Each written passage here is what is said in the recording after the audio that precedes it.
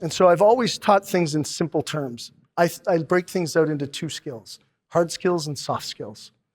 The hard skills are like the structure, they're up on the board here. Structure, process, execution, metrics.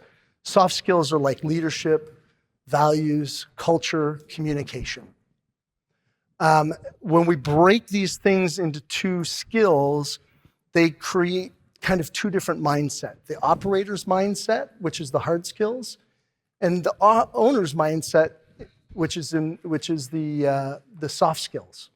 And so when you look at the screen and you go down the list, and this is just a list in our industry. I just made up a few things. This isn't even 10% of it. But if you look at it and you go, operators' outcomes. This is what our day can look like as operators. Tell me if you agree. Solving other people's problems, bidding work, driving to job sites, running equipment when somebody doesn't show up, selling customers, layouts, estimates, scopes of work, collecting money, managing job sites when somebody doesn't show up, hiring employees, firing employees, running to Home Depot for supplies. That's exhausting. Do you feel tired when I read that out? The owner's mindset functions around mission, purpose, culture, strategy, managing the org chart, which I think actually is one of the most important things, is the ability to manage your org chart. Solving only the biggest problems, overseeing financials, metrics, critical drivers. Key word is overseeing. Coaching, mentoring, one of the most important jobs an owner can do.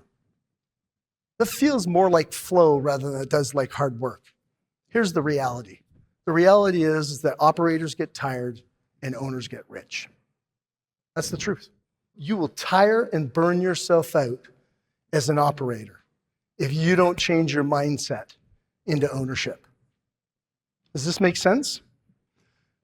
Yeah, no? Hello? Yeah. Who feels tired? Who feels tired some days when they get into that rut?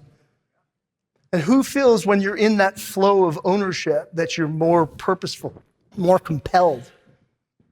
So how do we do this? That is the ultimate question.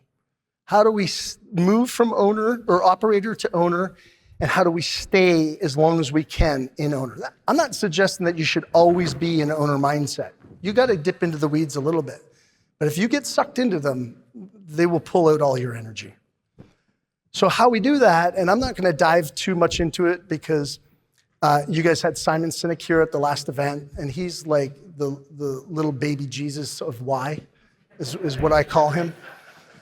So I don't think I'm not going to do this any justice, but here's what I will say is, and Mark talked about this earlier, you've got to find your why. What is your purpose? A lot of people will talk about, I don't know what my purpose is. I don't know what my passion is. I get this question all the time on the podcast. How do I find my passion? How do I find my purpose? Here's what I kind of think. This is off script. Passion, taking your passion and turning it into a business is usually not a good wealth strategy. So if that's what your outcome is, I'm going to suggest that maybe you could look at an opportunity to do it a different way. Because when you turn your passion into your business, then it becomes work. And then it's no longer your passion.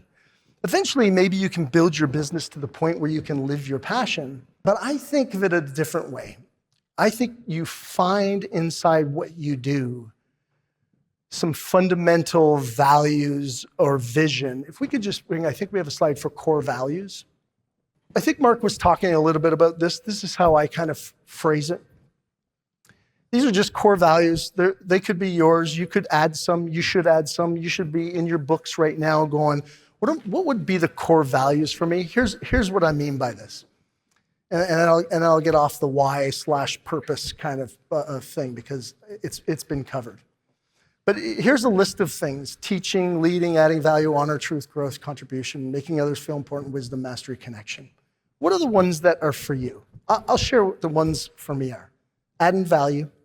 If I flashed up my purpose statement, you would see adding value, growth.